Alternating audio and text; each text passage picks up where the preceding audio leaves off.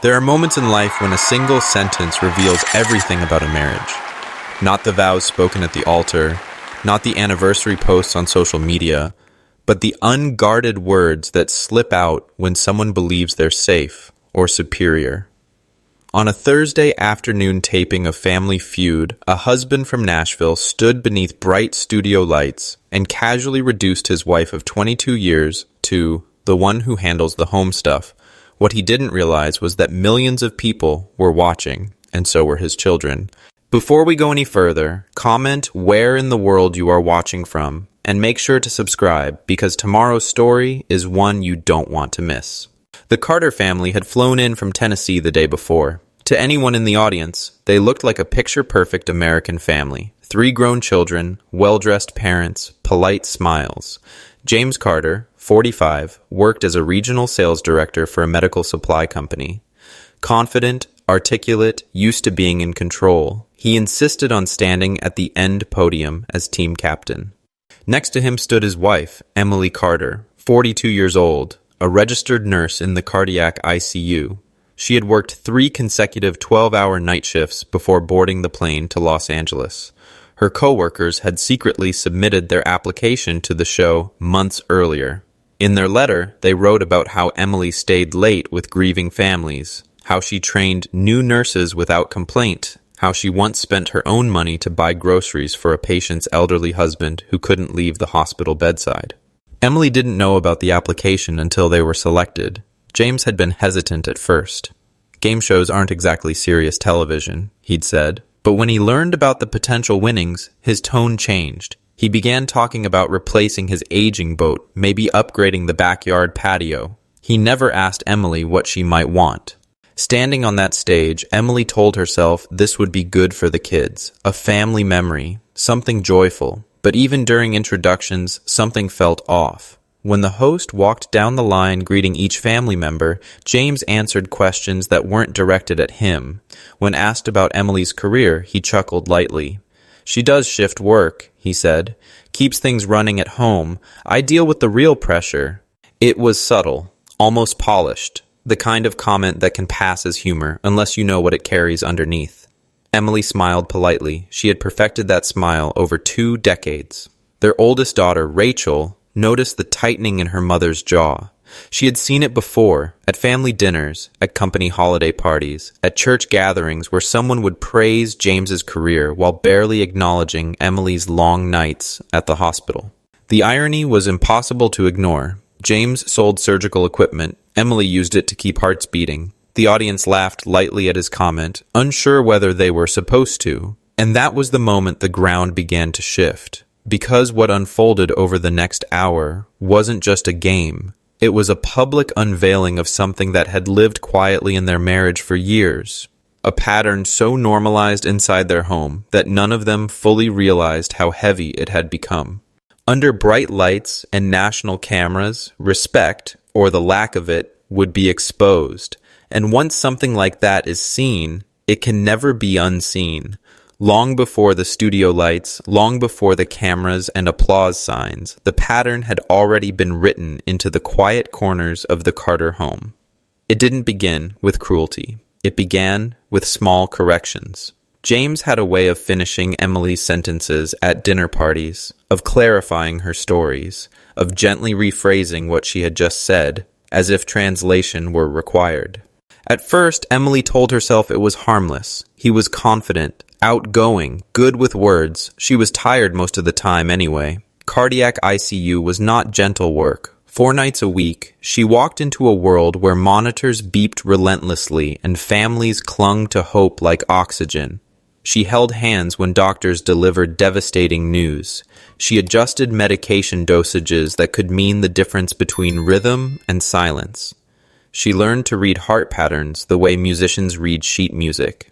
And then, at 7:15 in the morning, she drove home beneath a pink Tennessee sunrise while most of the city was just waking up. There were mornings she sat in the driveway with the engine running, eyes closed, gathering enough strength to walk inside and start the second shift of her life.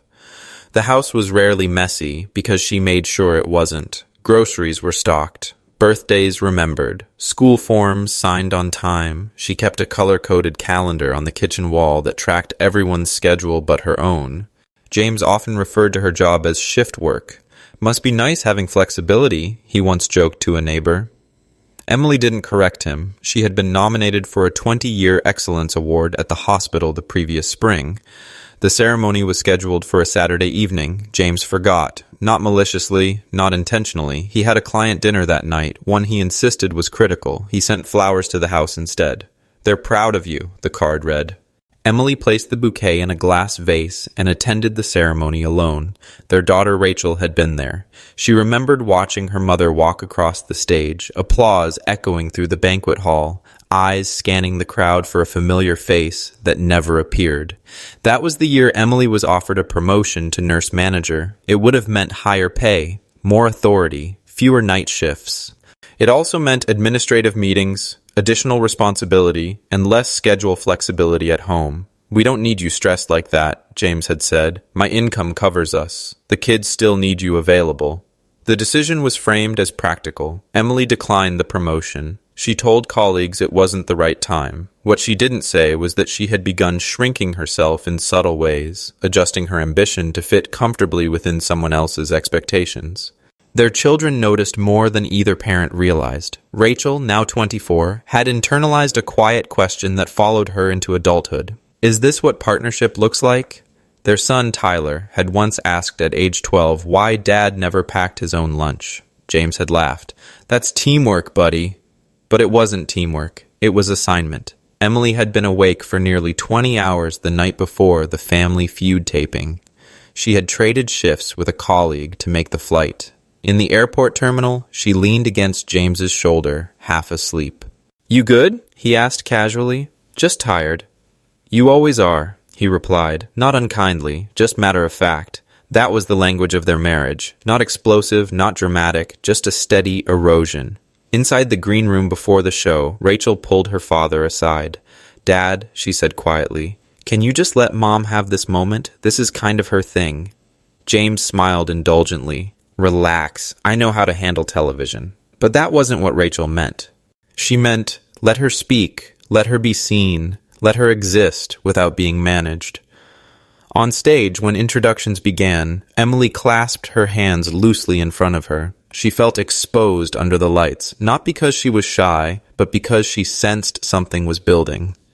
When James referred to her work as shift work, and positioned himself as the one handling real pressure, it wasn't the first time he'd drawn that line. It was simply the first time anyone outside their living room heard it. And in that moment, something shifted inside Rachel. She had recently begun dating someone who occasionally interrupted her the same way, someone who laughed lightly at her opinions before offering a better explanation. She suddenly saw the pattern stretching across generations like a thin, nearly invisible thread. The studio audience didn't know the history. They didn't see the mornings Emily stood in scrubs making breakfast while fighting sleep. They didn't know about the night a patient coded and she performed chest compressions for 9 straight minutes. They didn't know she once missed her own birthday dinner because the ICU was short-staffed. All they saw was a composed woman smiling politely beside a confident husband. But her children knew, and beneath that polite smile, something was beginning to awaken. Not anger, clarity. Because sometimes the most dangerous patterns are not the loud ones. They are the ones everyone agrees not to name. The game had been moving at a comfortable rhythm. The Carters were slightly behind, but still within reach. The opposing family laughed easily, high-fiving after good answers. The audience clapped on cue. It felt like every other taping, light, energetic, harmless, until the question that would later be replayed millions of times. The board lit up. Name something a spouse does to show appreciation. The buzzers snapped sharply. James hit his first. He didn't hesitate. She handles the home stuff, he said smoothly. Keeps everything running. I deal with the real pressure, but she makes sure life doesn't fall apart. There was a light ripple of laughter, the kind that floats uncertainly in a room when people aren't sure whether something is charming or uncomfortable. The answer didn't appear on the board. The host gave a polite smile. All right, not up there. What else might show appreciation? James leaned closer to the microphone. You know, dinner ready, Laundry done, not adding stress when I get home, that kind of thing. The laughter didn't return this time. It wasn't the words alone, it was the tone. It was the quiet confidence with which he categorized her contributions as background maintenance, as support staff. And, he added with a grin that would later freeze in screenshots across the internet, she knows her lane. Something in the room shifted. It wasn't dramatic. There was no gasp, no audible outrage. It was subtler than that. The applause sign didn't flash. The host didn't laugh. And for the first time that afternoon, silence felt heavy. Emily felt it before she saw it. The stillness. The air seemed to thicken around her shoulders. She could hear the faint hum of stage lights overhead. She could feel her heartbeat, steady, controlled, the way she trained it to be during a Code Blue. Across the stage, Rachel stopped smiling. Her younger sister, Lily, blinked rapidly, as if trying to decide whether she had misheard. Tyler shifted his weight backward slightly, not dramatically, just enough to create space. The host lowered his cards slowly. In 20 years of hosting television, he had heard uncomfortable jokes before. He had navigated awkward contestants, overconfident dads, competitive siblings. But this wasn't awkward. This was revealing. He looked directly at Emily. She was smiling, but it wasn't reaching her eyes. That smile had lived on her face for years, polite, diplomatic, undemanding. Inside her, something unfamiliar stirred. Not humiliation, recognition. Because the studio silence didn't feel like embarrassment. It felt like confirmation. For 22 years, moments like this had passed quickly in living rooms and restaurants and church hallways. Comments disguised as humor. Minimizations wrapped in charm. They evaporated because no one paused long enough to examine them. But here, under professional lighting and national cameras, there was nowhere for it to evaporate. The host spoke carefully. "Emily," he said gently, "what do you do for a living?" James chuckled lightly, as if clarifying for everyone. "She's a nurse, cardiac ICU, but she's being modest." The host didn't look at James. He looked at Emily. "Emily?" She felt her throat tighten for half a second. Then she answered, "I'm a registered nurse in the cardiac intensive care unit. I work 4 12-hour night shifts most weeks." There it was. Clear. Undeniable. A few audience members exhaled audibly. The host nodded slowly. "That's serious work." "It is," she replied, steady now. "And after those shifts?" he asked. "I go home," she said softly. "And I'm mom." The simplicity of it landed harder than any speech could have. James shifted slightly, sensing something he couldn't quite name. He opened his mouth to redirect, to lighten it, to steer the conversation back toward humor. But the room no longer belonged to him. Rachel felt tears prick her eyes, not because her mother looked weak, but because she looked composed, controlled, graceful in a way that felt undeserved by the circumstances. The board still displayed the unanswered survey. The game had technically paused. But what everyone understood instinctively was that something more important was unfolding. James tried once more to reclaim levity. "Hey, we all play our roles, right?" he said with a shrug. "That's marriage." It wasn't aggressive. It wasn't shouted. It was said with certainty. And that certainty was what made it so stark. Because in that moment, millions of viewers would see what the Carter children had grown up with, a hierarchy presented as harmony. The host placed his cards down fully now. The cameras didn't cut. No music played. He folded his hands in front of him and said quietly, "We're going to pause taping for just a moment." The audience remained still. No one clapped. No one booed. There was only awareness. And standing at center stage, beneath unforgiving lights, Emily felt something she hadn't expected. Not fear, not shame, but the faint, rising sensation of a boundary forming. Because when disrespect is named, even silently, it loses some of its power. And for the first time in 22 years, the pattern was no longer invisible. It was illuminated. When the host said, "We're going to pause taping for just a moment," the words sounded procedural, routine, professional. But everyone in that studio understood something unscripted had just taken place. The lights dimmed slightly, not off, just softened. A producer stepped quietly onto the edge of the stage. Crew members moved with the calm efficiency of people trained for unpredictability. James gave a short laugh. "Come on," he muttered under his breath. "It's just a game." But it hadn't been just a game for several minutes now. The host approached the Carter podium, not with confrontation, but with steadiness. "James," he said evenly, "we're going to ask you to step backstage with one of our producers for a few minutes." James blinked. "Why?" "We just need a quick conversation off stage."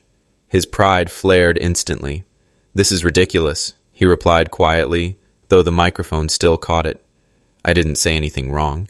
The producer gestured politely toward the steps. "This way, sir." For a brief second, James looked at Emily, expecting defense, perhaps. Reinforcement. She didn't move. She didn't nod. She simply held his gaze, not angry, not pleading, just present. And that absence of rescue unsettled him more than the request itself. He walked off stage stiffly. The audience remained seated, silent, aware they were witnessing something rare, accountability interrupting momentum. The host turned back to Emily and her children. His voice lowered slightly. "Emily," he said, "I want to make sure something is clear. You deserve to be fully seen here." She swallowed gently. The cameras were still rolling, but the tone had shifted from entertainment to something closer to reflection. "What you do," he continued, "isn't background. It isn't support staff. It's essential." Emily hadn't expected affirmation to feel so destabilizing. She had grown accustomed to functioning without acknowledgement. Praise, when it came, was often logistical. "Thank you for covering dinner. Thanks for handling that." This was different. This was public validation, and it exposed how rarely she had received it privately. Backstage, James paced in a small production corridor. A senior producer spoke calmly. "James, the comment about real pressure, that didn't land well." "It was a joke," he snapped. "People are too sensitive." The producer didn't argue. Instead, he asked a single question. "Do you think your wife found it funny?" James hesitated. He replayed the moment in his mind, her smile, tight but composed. "She knows how I am," he replied. The producer's expression remained neutral. "That may be true, but the audience doesn't, and right now what they see is a man minimizing his wife's career." James bristled. "I provide for my family." "No one is questioning that," the producer said gently. "But partnership isn't a competition." The word lingered longer than James expected. Partnership. On stage, Emily felt Rachel squeeze her hand. "You don't have to shrink anymore," Rachel whispered. It was the first time her daughter had ever said something like that out loud. The host stepped closer, speaking just loudly enough for the room. "Emily, if you'd like, you and your children can continue the game while James takes a few minutes." The offer hung in the air. For 22 years, Emily had deferred. She had adjusted her schedule, adjusted her ambition, adjusted her tone. But standing beneath national lights, she felt something crystallize inside her. Not rebellion, clarity. She turned to her children. "What do you think?" she asked softly. Tyler spoke first. "We're with you, Mom." Lily nodded immediately. Rachel's eyes were already shining. The host waited patiently. And then Emily did something that would later be replayed in slow motion across social media feeds. She straightened her shoulders. "We'll continue," she said calmly. Not defiantly, not dramatically, just firmly. Backstage, James was informed of the decision. "They're going to keep playing," the producer explained. "With or without me?" he asked. "For now, without." The weight of that phrasing settled heavily. For now, without. On stage, the audience began clapping, not loudly at first, but steadily, not for drama, for dignity. The host returned to his podium. "All right," he said gently, "let's play." As the next question appeared, something subtle but undeniable shifted in Emily's posture. Without James beside her, there was space, space to breathe, space to think, space to exist without being interpreted. Backstage, James found a small monitor displaying the live feed. He watched his wife, the same woman he had known for 22 years, answer confidently. He watched his son lean in toward her. He watched his daughters laugh freely. And for the first time that day, he wasn't the center. He was observing, removed. The host glanced briefly toward the camera between rounds. "Sometimes," he said thoughtfully, "pausing gives us perspective." It wasn't a reprimand. It wasn't a speech. It was an invitation. An invitation to examine what had just happened, not as spectacle, but as mirror.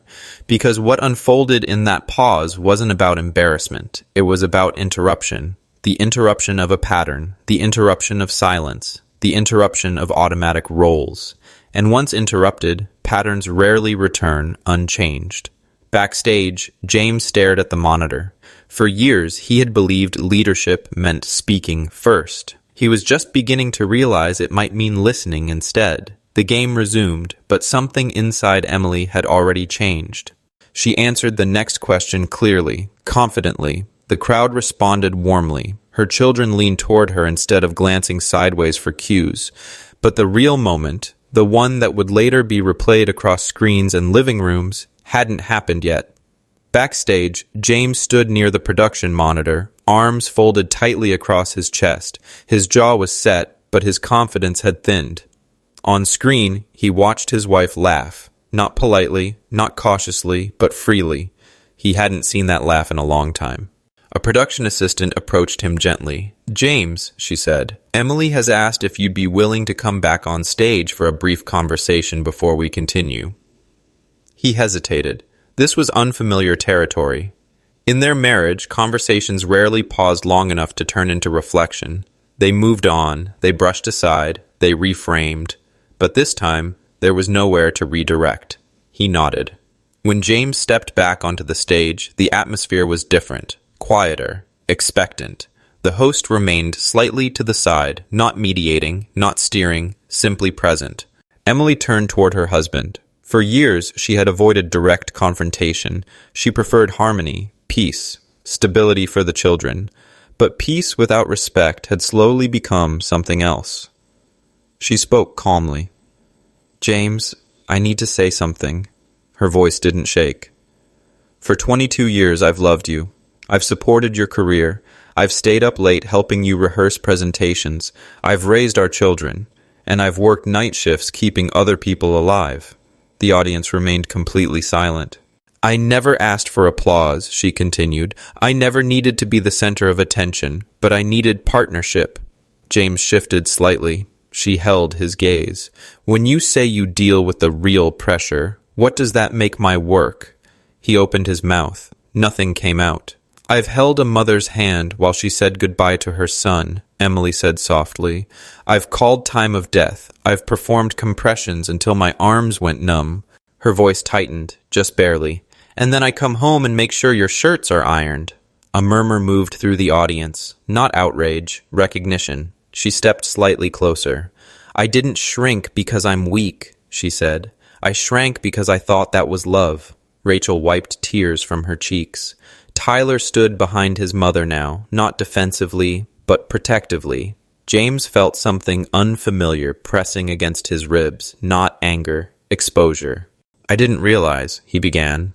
"Yes," Emily interrupted gently. "You did." The words were not sharp. They were steady. "This isn't the first time," she said. "It's just the first time anyone else saw it." The sentence landed like a truth, long overdue. The host watched carefully, prepared to step in if needed, but there was no hostility here. There was clarity. James looked at his children. Rachel met his eyes, not accusing, not dramatic, simply honest. Lily's shoulders were squared. Tyler's posture was firm. And suddenly, James wasn't facing a studio audience. He was facing the reflection of his own leadership at home. "I thought I was being funny," he said finally, his voice lower now. Emily nodded slowly. "A joke is only funny when everyone feels safe," she replied. The room exhaled collectively. For the first time, James saw it from the outside. He saw how easily his words dismissed decades of sacrifice. How casually he categorized her contributions as supportive, secondary, auxiliary, and he realized something unsettling. He had believed respect was implied. He had never considered that it needed to be practiced. "I'm sorry," he said. The words felt unfamiliar in public. Emily didn't rush to accept them, not coldly, just thoughtfully. "I'm not asking for perfection," she said. "I'm asking to stand beside you, not behind you." The statement didn't explode. It settled. The audience began to clap, slowly at first, then steadily, not because someone had won, but because something honest had been spoken. James nodded. "I don't want to lose this," he admitted quietly. Emily's expression softened, not in surrender, but in openness. "Then learn," she said. It wasn't a threat. It was an invitation. The host stepped forward slightly, voice calm and measured. "All right," he said gently. "That's what strength looks like." There was no grand speech, no dramatic music, just a moment where silence had transformed into self-respect. And under the lights of a game show stage, something far more significant than points or prize money had shifted. For 22 years, Emily had carried responsibility without recognition. Today, she carried her voice. And once someone hears their own voice clearly, it is almost impossible to return to silence. When the tension finally settled, the host gave a small nod. "All right," he said gently, resetting the tone. "Let's continue." James was escorted backstage once more, not as punishment, but as space. Space to think, space to breathe, space to sit with something unfamiliar. On stage, Emily stood between her children, and for the first time that day, she wasn't bracing. She was breathing. The next question appeared on the board. "Name something that makes a marriage strong." The buzzer snapped again. This time, Rachel hesitated, then looked at her mother. Emily gave a small smile. "Go ahead," she said. Rachel pressed the button. "Trust." Number 2 answer. Applause filled the room. Lily stepped forward for the next guess. Communication. Number 3. The rhythm shifted. The energy lightened. Tyler leaned toward his mom. "You want this one?" Emily looked at the board, then at her children. For years, she had deferred instinctively, but not now. She stepped forward and pressed the buzzer. Mutual respect. There was no hesitation in her voice. The board lit up. Number 1, answer. The audience rose to its feet, not because it was clever, but because it was true. Emily blinked rapidly as applause surrounded her, not overwhelming, not theatrical, just affirming. She hadn't raised her voice. She hadn't humiliated anyone. She had simply named what had been missing, and in doing so, she reclaimed something larger than a game point. Backstage, James watched the monitor. He heard the answer echo through the studio speakers. Mutual respect. The words struck harder than any confrontation, because they weren't an accusation. They were a standard. And he realized he had been measuring strength by control instead of equality. On stage, something remarkable began happening. Without James directing the pace, Emily relaxed into herself. She joked with the host. She teased Tyler about his overly dramatic guesses. She laughed, openly, fully, when Lily misspoke and corrected herself mid-sentence. The crowd responded warmly. This wasn't spectacle. It was ease. The ease of someone who no longer felt managed. At one point, the host glanced at her and smiled. "You're pretty good at this," he said. Emily shrugged playfully. "Turns out I can handle pressure." The audience erupted in knowing laughter. Not cruel, just understanding. Because the line wasn't delivered in bitterness. It was delivered in confidence. The opposing family clapped for her answers. Even they sensed they were witnessing something meaningful.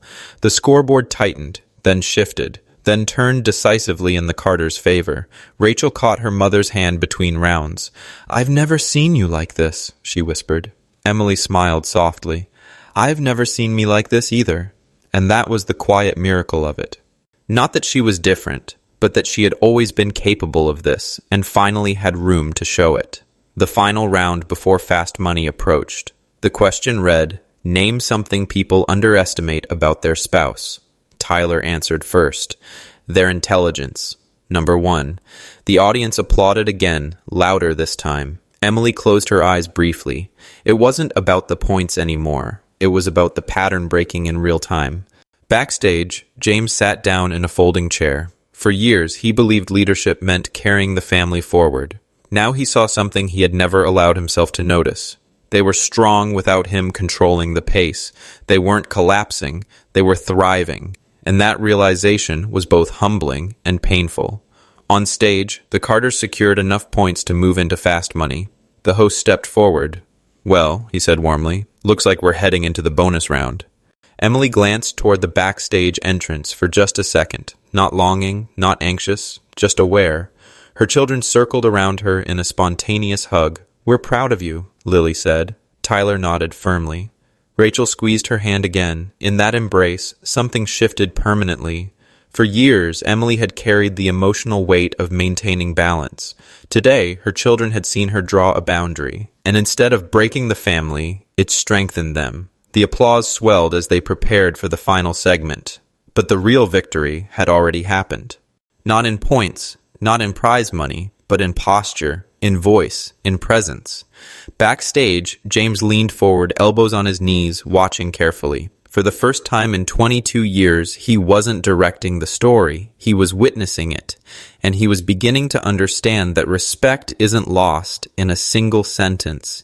It's revealed by one. The episode aired 2 weeks later. Emily almost didn't watch it. She told herself she had lived it once. That was enough.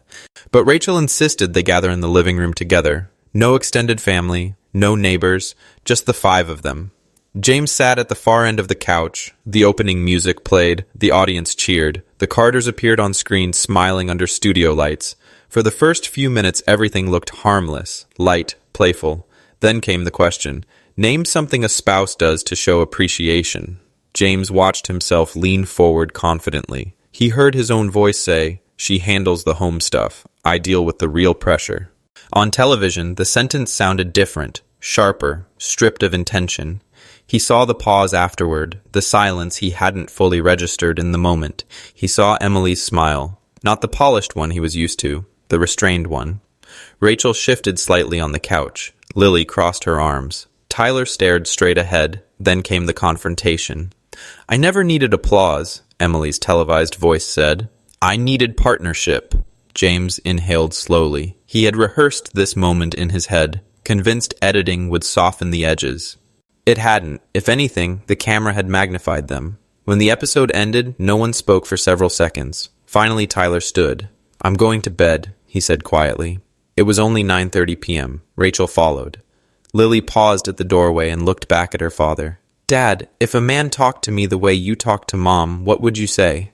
The question didn't feel dramatic. It felt sincere. James opened his mouth, closed it. "I'd tell him to do better," he said finally.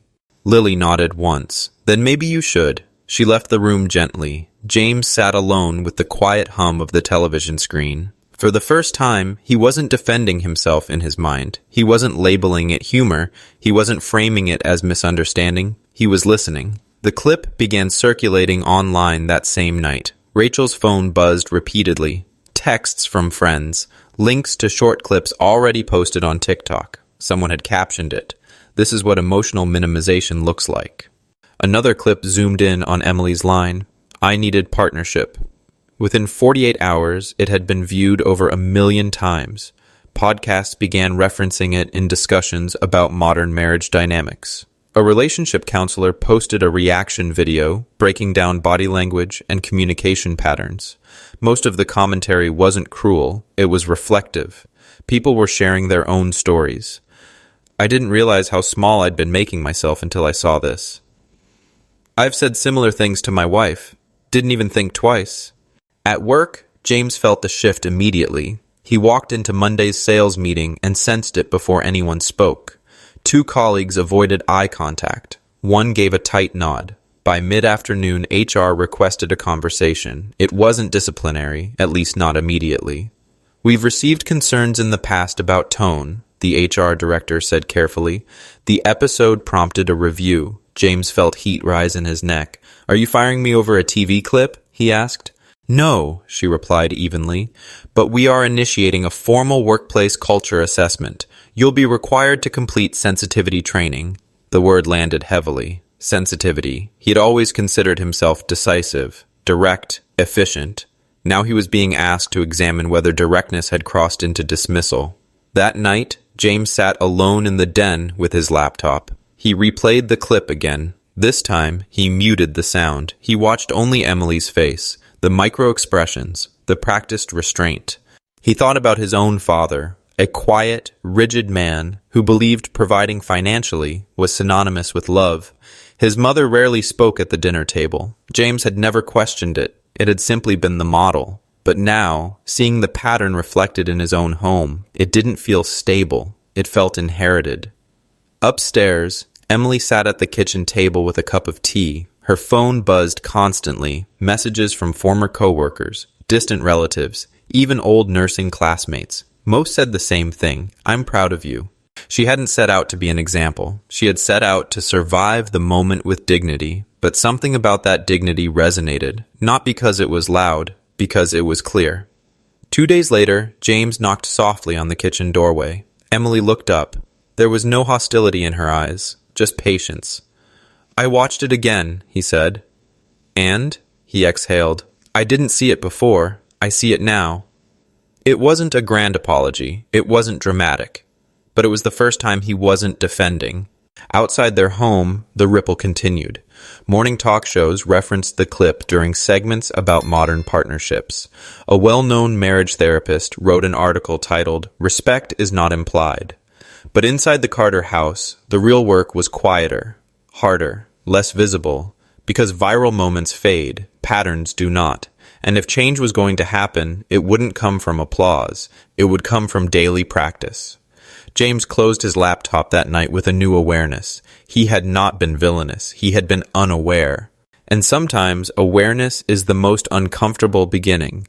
Change did not arrive with applause. It arrived on a Tuesday evening in a small counseling office with beige walls and 2 armchairs placed deliberately at equal distance. Emily chose the chair nearest the window. James sat opposite her. Between them, a low wooden table held a box of tissues and a legal pad. Dr. Helen Morris, their therapist, began with a simple question. "Why are you here?" James answered first. "Because I embarrassed my wife on television." Dr. Morris tilted her head slightly. "Is that why you're here?" she asked Emily. Emily paused. "No," she said gently. "We're here because that moment wasn't new." The room fell quiet. That was the difference. The show had exposed a sentence. Therapy would examine a pattern. Over the next several weeks, conversations unfolded that had been postponed for years. James learned that Emily's exhaustion wasn't physical alone. It was emotional. She wasn't tired from nursing. She was tired from invisibility. Dr. Morris asked James to list Emily's professional achievements without minimizing language. He struggled at first. "She's dedicated," he began. "Specifics," the therapist pressed. He swallowed. "She manages critical cardiac patients. She mentors new nurses. She's been nominated for leadership roles." "And what stops you from saying that at home?" Dr. Morris asked. The question lingered longer than he expected. "I don't know," he admitted. But slowly he began to understand. Respect had been something he assumed was understood, not something he articulated. And silence, over time, had translated into dismissal. At home, small shifts began to appear. They weren't dramatic. There were no sweeping gestures, just recalibration. One evening, Emily came home from a long shift to find James in the kitchen. He wasn't fumbling awkwardly. He had followed a recipe. The counters were messy, the chicken slightly overcooked, but dinner was made. "You didn't have to," she said automatically. "I know," he replied. "I wanted to." That sentence, simple and unadorned, carried more weight than he realized. For years, responsibility in their home had been assigned. Now it was chosen. Another week, James attended one of Emily's hospital recognition events, not out of obligation, but out of presence. He listened as her colleagues described her calm leadership during emergencies. He watched younger nurses gravitate toward her. He saw something he had overlooked for decades, influence that didn't require volume. On the drive home, he was quiet. "You're good at what you do," he said finally. Emily glanced out the passenger window. "I've always been good at what I do." It wasn't arrogance. It was truth. In counseling, harder moments surfaced too. Dr. Morris asked James to reflect on his childhood. He described his father sitting at the head of the table, speaking while others listened. His mother rarely disagreed. "That's just how it was," he said. "And how did your mother seem?" the therapist asked. He hesitated. "Tired," he admitted slowly. The memory landed unexpectedly. Not dramatic, just accurate. He had mistaken silence for contentment, and in doing so, he had replicated the pattern without questioning it. One night, Lily approached him in the living room. "Dad?" she asked carefully. "Do you mean it?" "Mean what?" "That you're trying."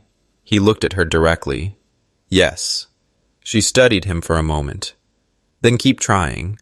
It wasn't forgiveness. It was accountability. At dinner, James began asking different questions, not logistical ones, not about schedules or chores, but about Emily's day. Was it a heavy shift? Did you lose anyone? Sometimes she answered briefly. Sometimes she spoke for 20 minutes. He listened. Not to fix, not to correct, just to hear. And listening, he realized, required more strength than directing ever had. Rachel noticed the change gradually. The way her father waited before responding. The way he no longer interrupted mid-sentence. The way he thanked her mother for small things, not perfunctorily, but specifically. "Thanks for staying late with that family," he said one evening after Emily shared a story. That matters. Emily didn't smile automatically anymore. She considered the words, and when she nodded, it was acknowledgement, not appeasement. Healing wasn't linear. There were moments when old habits surfaced. Interruptions, assumptions, tone. But now they were named, gently, clearly, and that changed everything. 6 months after the episode aired, the show invited them back for a follow-up segment. This time, when they stood on stage, the formation was different. James did not stand in front. He stood beside. When the host asked about Emily's work, James answered carefully. "My wife is one of the strongest people I know," he said. "She keeps hearts beating at night and keeps our family steady during the day. I was foolish not to say that out loud sooner." The audience applauded, but this time the applause wasn't corrective. It was affirming. Back at home later that night, Emily sat at the kitchen table with a notebook. She had begun outlining a mentoring program for younger nurses, something she once thought she didn't have time for. James entered quietly. "Need help?" he asked. She smiled, not the old polite one, a real one. "Yeah," she said. "Actually, I do." And that was the quiet revolution. Not a viral clip, not public redemption, but 2 chairs pulled to the same side of the table. Because repair doesn't happen in one grand moment. It happens in 1,000 small choices to do better, every day. 1 year after the episode aired, the Carters returned to the same studio. The same lights, the same polished floor, the same applause sign glowing red above the audience. But nothing felt the same. This time, when they walked out, there was no tension hidden behind polite smiles, no quiet bracing, no subtle hierarchy in their formation. They stood shoulder to shoulder. James didn't rush ahead to shake hands first. He waited, instinctively, for Emily to step forward with him. The host greeted them warmly. "A lot has changed since we last saw you," he said. James nodded. "Yes, sir, it has." There was no defensiveness in his tone now, no performance. Just clarity. When asked what the past year had been like, Emily answered first. "It's been honest," she said, "and honesty is harder than silence, but it's healthier." The audience murmured softly in agreement. James glanced at her before speaking. Not for permission, but for alignment. "I used to think being a good husband meant providing," he said. "Now I understand it also means recognizing, listening, making sure the person beside you never feels smaller because you're standing next to them." It wasn't eloquent. It was earned. Their children stood a little taller. Rachel had ended the relationship she once questioned. She later admitted that watching her mother draw a boundary made her reconsider what she was willing to tolerate. Tyler had started volunteering at a local mentorship program, speaking openly about emotional intelligence and leadership among young men. Lily had written an essay for one of her graduate classes titled, "Respect is a Daily Practice." It had been shared across campus forums. The ripple from that single sentence, "I needed partnership," had extended far beyond one studio. But inside the Carter home, the changes were quieter. Dinner was no longer a silent transaction of tasks completed. It was conversation. James learned the names of Emily's colleagues. He asked about specific patients. He knew which nights were emotionally heavy, and when she was exhausted, he didn't call it shift work. He called it what it was: sacrifice. One evening, months after counseling began, James found himself alone in the kitchen washing dishes. It wasn't dramatic. It wasn't symbolic. It was normal. And that was the point. Emily sat at the table, reviewing coursework for a hospital administration certification program she had finally decided to pursue. Years earlier, she had declined advancement to preserve balance. Now, balance meant something different. It meant shared weight. "Need anything?" James asked from the sink. She looked up. "Just you," she replied gently. and he understood, not as a role, as a partner. The following spring, Emily launched a mentorship initiative at her hospital for younger nurses navigating burnout and work-life pressure. It wasn't flashy, it wasn't viral, but it mattered. When asked during a small community interview what had inspired her to step into leadership, she answered simply, "I realized my voice had value, and if I don't use it, someone else might believe theirs doesn't either." James attended that interview. He didn't speak. He didn't need to. He listened. There were still moments of correction. Habits don't dissolve overnight. But now, when Emily paused mid-sentence, James waited. When she disagreed, he considered. And when she succeeded, he said it out loud. Pride is quieter when it's healthy. One evening, as the family gathered around the dining table, Tyler asked a question that would have been unimaginable a year earlier. "Dad," he said thoughtfully, "what's the biggest thing you've learned?" James leaned back slightly. "That respect isn't automatic," he replied. "It's practiced. Every day." Emily met his eyes, not with relief, not with triumph, but with mutual understanding. Their marriage hadn't been rebuilt by one confrontation. It had been rebuilt by repetition. Apology followed by action. Listening followed by change. Recognition followed by consistency. The viral clip eventually faded from trending feeds. New stories replaced it. New controversies captured attention. But inside the Carter home, the lesson endured. Because the most important audience had never been the millions watching from living rooms. It had been the 3 children standing on that stage. They had witnessed what happens when silence is replaced with clarity. When ego meets reflection. When love demands dignity. And perhaps that was the true outcome. Not redemption, not fame, but redefinition of strength, of leadership, of marriage. Years later, when people occasionally recognized them in grocery stores or airports, they would mention the episode. "That must have been hard," strangers would say. Emily would smile softly. "It was necessary," she would answer. James would nod. "Sometimes," he would add, "you don't realize what you're building your house on until a crack shows."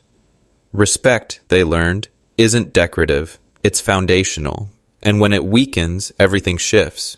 But when it's reinforced, deliberately, consistently, the structure becomes stronger than before. On that stage a year earlier, a sentence exposed a fault line. Today, standing in their kitchen under ordinary lighting, there was no performance, no audience. Just 2 chairs pulled to the same side of the table. And in that simple arrangement lived the quiet proof that transformation, when chosen honestly, can outlast humiliation. Marriage, they discovered, was never about roles. It was about recognition. And recognition, once awakened, rarely goes back to sleep.